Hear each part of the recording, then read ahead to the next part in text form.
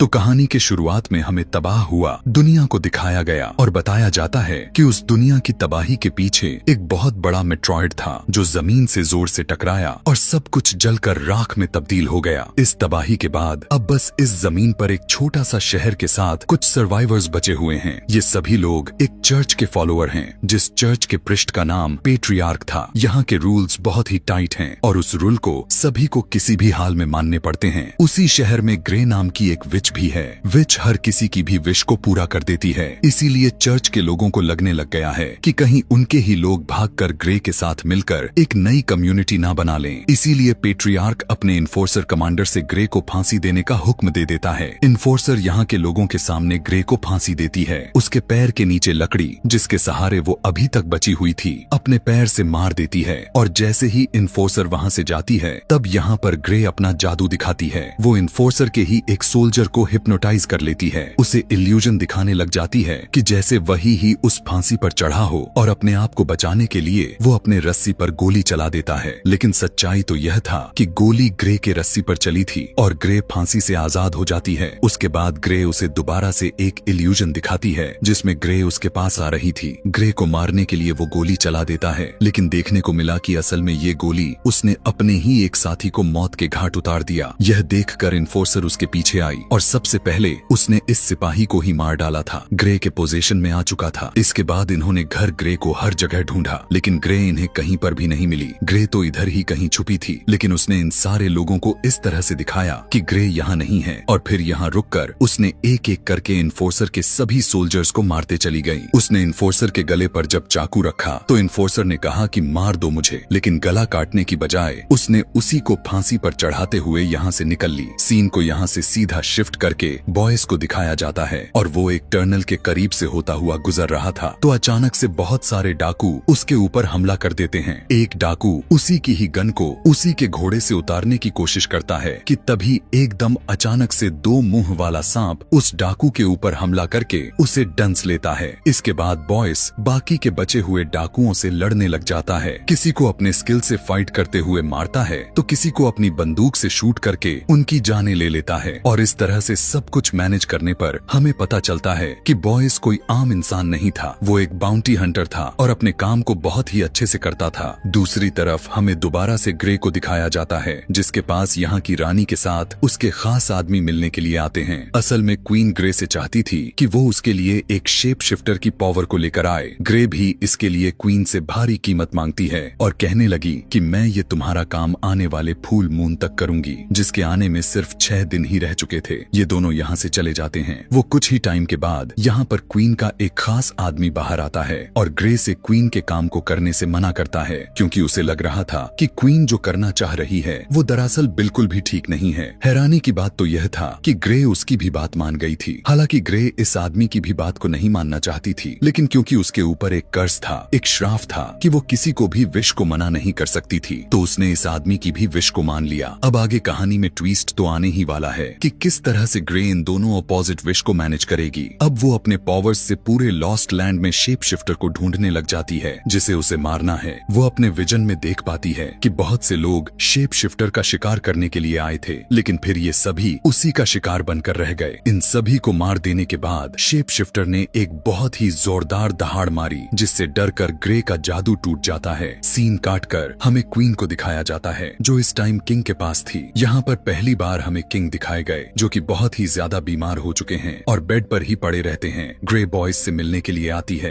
क्योंकि बॉयज यहाँ का सबसे अच्छा हंटर्स था और ग्रे को अपना मिशन पूरा करने के लिए उसे ऐसे ही किसी आदमी की जरूरत थी। वो उसे शेप शिफ्टर को मारने के लिए अच्छे पैसे देने की ऑफर करती है। ग्रे बॉयज के साथ खुद भी द लॉस्ट लैंड जाना चाहती थी जहाँ पर उस शेप शिफ्टर का बिल है। असल में वो वहीं पर शेप शिफ्टर को मारकर उसकी ताकत को कैद किया जा सकता है। बॉयज पहले ही ग्रे को अलर्ट कर देता है कि ये रास्ता बहुत ही लंबा हो सकता है और इसमें बहुत ही खतरों का सामना करना पड़ सकता है। इस खतरे में कई तरह के डिमंस के साथ टूटे फूटे रास्ते भी होंगे, लेकिन ग्रे किसी भी तरह के इस मुश्किल रास्ते को पार करने के लिए तैयार थी।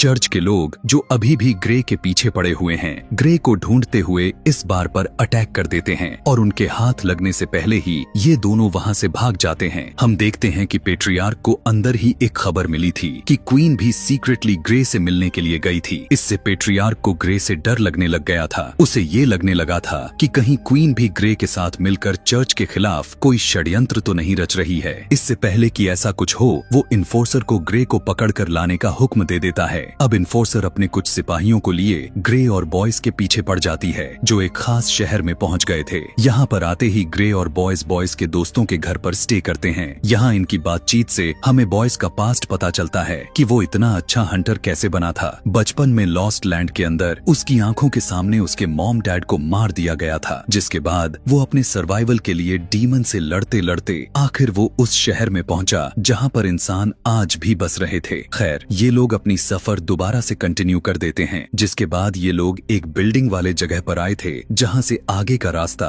इन्हें एक केबल से लटकता हुआ बस के जरिए पार करना था। लेकिन जैसे ही इन्होंने ऊपर की तरफ आते हैं तो इनका सामना इन्फोर्सर और उसके सिपाहियों से हो गया। दोनों विरोधी के बीच फाइट होने लग जाती है। बॉयज तो पहले से ही बहुत अच्छा हंटर के साथ फाइटर था। इधर ग्रे भी इनसे लड़ने के लिए अपनी जादुई पावर्स का इस्तेमाल करने लग गई थी। वो सबको हिप्नोटाइज करते ही उनके ऊपर वॉर कर देती है, जबकि दूसरी तरफ बॉयज किसी के ऊपर गन से तो किसी के ऊपर चाकू से धड़ाधड़ हमला करते चला जा रहा था। बहुत लड़ाइयां के बाद उन सभी सोल्जर को मार गिराता है और जब इन्हें लगता है कि अब टाइम आ चुका है तो ये दोनों जल्दी से केबल बस के ऊपर जंप करके जाने लग जाते हैं। लेकिन अभी भी बहुत से सिपाही इनके पीछे यहाँ पर भी आ चुके थे। बस के अंदर भी ग्रे बहुत से सोल्जर्स को मार गिराती है। इनमें फिर से जबरदस्त फाइट बस में ही शुरू हो जाती है, जबकि बस के अंदर बॉयज भी इन लोगों से लड़े जा रहा था। इन्फोर्सर यह देखती है कि ये दोनों तो इनके हाथ लग ही नहीं रहे, तो वो अपने सिपाहियों से इस बस के केबल को काटने को कह देती है। जैसे ही एक केबल टूटा, बस डिसबैलेंस होकर नीचे गिर गई, लेकिन अभी भी वो एक चट्टानों के बीच लटके हुई थे। ग्रे अपने चाकू के सहारे से बस के ऊपर की तरफ आने की कोशिश करने लग जाती है, जबकि बॉयज इन सरकते हुए चट्टानों के ऊपर चढ़ रहा था। लेकिन तभी बस की दूसरी केबल भी काट दी गई और इनके पास जो उम्मीद बचा हुआ था अब वो भी खत्म हो गया। लेकिन वे दोनों अपने चाकू को इस्तेमाल में लेते हुए आखिरकार ऊपर चढ़ने में कामयाब हो गए। यह देखते हुए इन्फोर्सर ने अपनी स्नाइपर को निकालकर बॉयज को शूट करने की कोशिश की, लेकिन स्नाइपर के लेंस के जरिए ही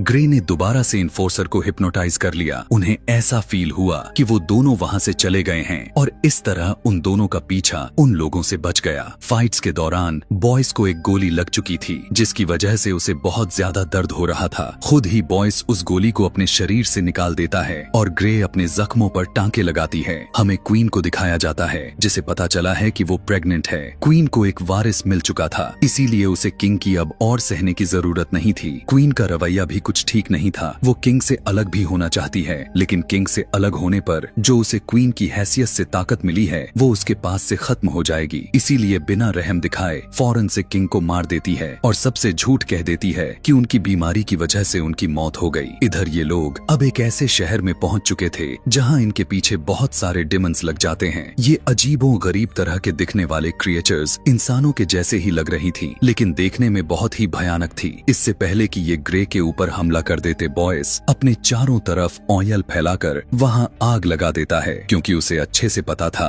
कि आखिर इन क्रिएचर्स की कमजोरी क्या है। इन्हें आग से डर तो लगता था, लेकिन ये डिमन तो उनकी सोच से भी कई ज्यादा मात्रा में थी। वे सभी डिमंस जमीन के नीचे से निकल आए और आग को बुझाते हुए उनके करीब बढ़ने लग गए। अपने करीब आने वाले डिमंस को बॉयज मारने लग गया और इस तरह इतने सारे डिमंस के झुंड से बचे हुए दो इंसानों को देखकर इन सभी डिमंस के लीडर को बहुत ही ज्यादा हैरानी हुई और वो इनके सामने आ पहुंचा।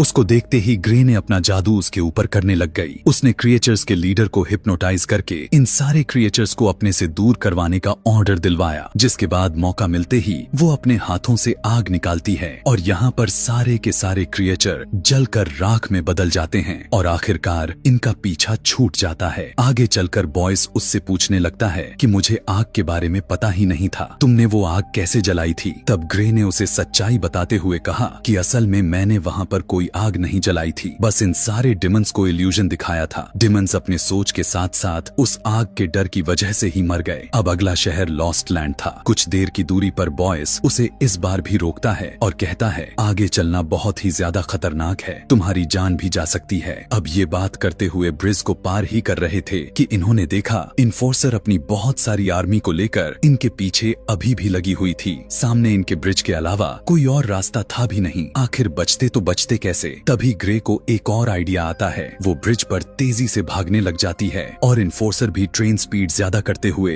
ग्रे को कुचलने का प्लान करने लग जाती है। लेकिन एक पॉइंट पर जाकर इन्फोर्सर को पता चलता है कि ये ब्रिज असल में टूटा हुआ था। उनकी ट्रेन की स्पीड इतनी तेज थी कि वे ब्रेक भी नहीं लगा पाए और ब्रिज के आखिरी पॉइंट पर पहुंचने पर ग्रे ने जंप लगा ली, जहां उसे नीचे लटके हुए बॉयस ने पकड़ लिया और उसकी जान तो बच गई, लेकिन इन्फोर्सर के साथ उसके सारे साथी अपनी जान से हाथ धो बैठे। यहाँ जब पेट्रियार्क को पता चलता है कि उसकी सभी साथी मारे गए तो उसे एक भयानक सा डर सताने लग गया। उसे लगने लगा कि वो जो अपने मजहब के नाम पर सबको अपना गुलाम बनाए बैठा है, ऐसा ना हो कि कोई ग्रे के साथ मिल जाए और उसकी ये ताकत उससे छीन लिया जाए। इसीलिए वो सारे गुलाम लोगों में यह जाहिर करने की कोशिश करने लग जाता है कि क्वीन ग्रे के साथ मिलकर इस जगह को बर्बाद करना चाहती है। क्वीन को जैसे ही इस बारे में खबर लगती है तो वो अब अपने एक खास आदमी से अपनी बात मनवाने का फैसला कर लेती है। उसे करीब करते हुए अपने प्यार के जाल में फंसाकर वो उसके जरिए पेट्रियार्क के साथ उसके सारे लोगों को जान से मरवा देती है। इधर दिखाया गया जहाँ पर शेप शिफ्टर रहता था। अभी कुछ ही देर में फुल मून भी होने ही वाला था। ग्रे ने देखा कि यहाँ पर बहुत सारे ह्यूमन स्कल्स रखे हुए थे।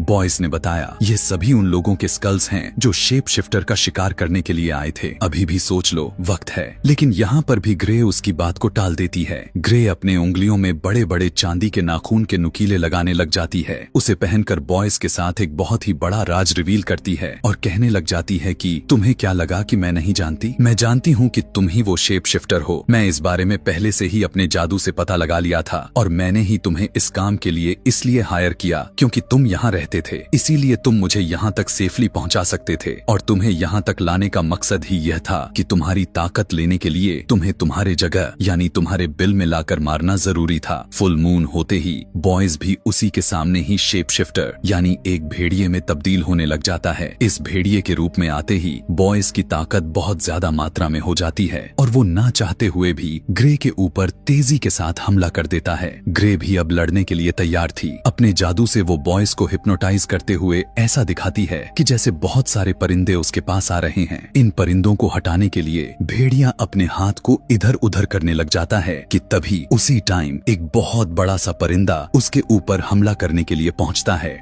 उससे बचने के लिए जैसे ही बॉयस पीछे होने लगा तो उसकी कमजोरी और उसके भटके हुए दिमाग का फायदा उठाते हुए ग्रे अपने चांदी के नाखून से उसके ऊपर हमला कर देती है। इतने में ही चांद भी बादलों के पीछे छुप जाता है और बॉयस की बॉडी इंसानी का रूप ले लेता है। ग्रे के हमले की वजह से वो फिलहाल के लिए बेहोश हुआ था। होश में आकर वो देखता है कि वो तो एक बड़ी जंजीरों से बंधा हुआ है। वो अपने आप को कमजोर फील कर रहा था। पता चला कि शेप शिफ्टर की कमजोरी असल में चांदी है और ग्रे ने उसे कमजोर करने के लिए एक बहुत ही अच्छा खेल खेला था। जब ग्रे ने उसके शरीर पर टांके लगाए तो उसके अंदर ही एक चांदी का सिक्का डाल दिया था जो अब उसकी बॉडी में रिएक्ट करके कमजोर बना रहा था। अब वो बॉयस से माफी मांगती है और कहने लग जाती है कि मैं जो करने जा रही हूँ वो तो मैं करना नहीं चाहती, लेकिन मैं अपने श्राप की वजह से मजबूर हूँ। वो उसकी जान लेनी ही वाली थी, लेकिन तभी बॉयस ने कहा कि मेरी भी एक विश है। बॉयस उससे विश करता है कि तुम मेरे पास ही रहो। दरअसल वो अब ग्रे से प्यार करने लग गया था।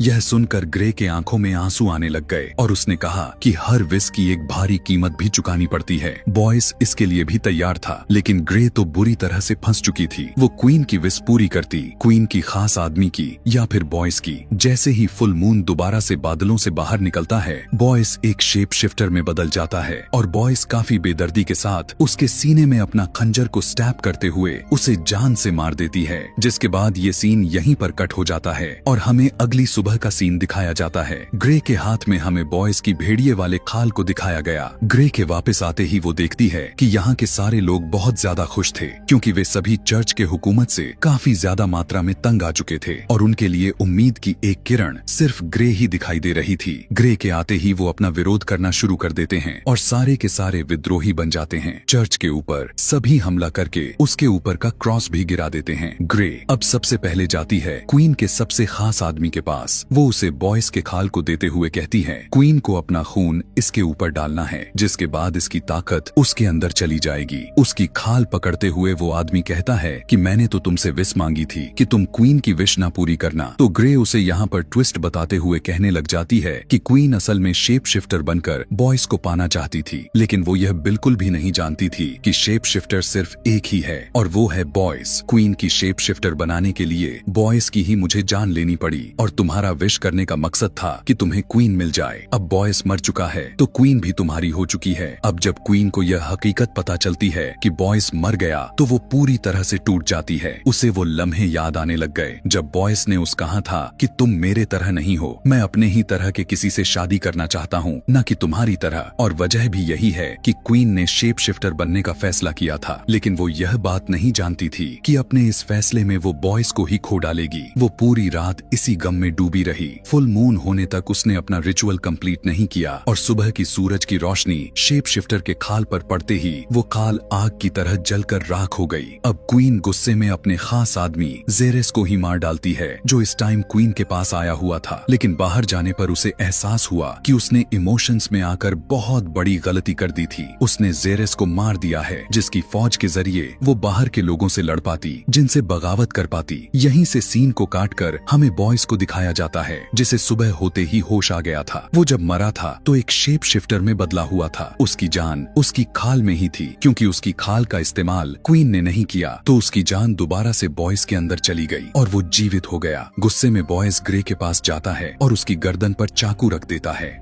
वो उससे सवाल करते हुए पूछने लगा कि तुमने आखिर मुझे क्यों मारा, हालांकि मैंने विश भी की थी कि तुम मेरे पास ही रहो। ग्रे उसे सच्चाई बताती है कि मैं फ्यूचर पहले से ही देख चुकी थी। मैं जानती थी क्वीन तुम्हारे पास रहने के लिए ही एक शेप शिफ्टर बनना चाहती है, जबकि क्वीन का खास आदमी भी उसे चाहता है। मैंने फ्यूचर में देख लिया था कि क्वीन तुम्हारी मरने के गम में अपने ही एक खास आदमी को डालेगी और तुम्हारी खाल नहीं उड़ेगी, जिससे तुम्हारी जान तुम्हारे अंदर वापस आ जाएगी। इस तरह से क्वीन के साथ उसके खास आदमी की और तुम्हारी तुम तीनों की विशेष पूरी हो जाएंगी। बॉयज यह जानकर बहुत ज्यादा हैरान हुआ और खुश भी था, क्योंकि अब ग्रे यानी जिससे वो प्यार करता था वो उसके साथ रहने वाली थी। यहीं से ये दोनों एक साथ निकल जाते हैं अपने एक नए मिशन के लिए और यहीं पर ये कहानी, ये मूवी भी खत्म हो जाती है। ऐसे ही और भी मूवी एक्सप्लेनेशन वीडियोस देखने के लिए कमेंट में नेक्स्ट लिखना ना भूलें। Thanks for watching.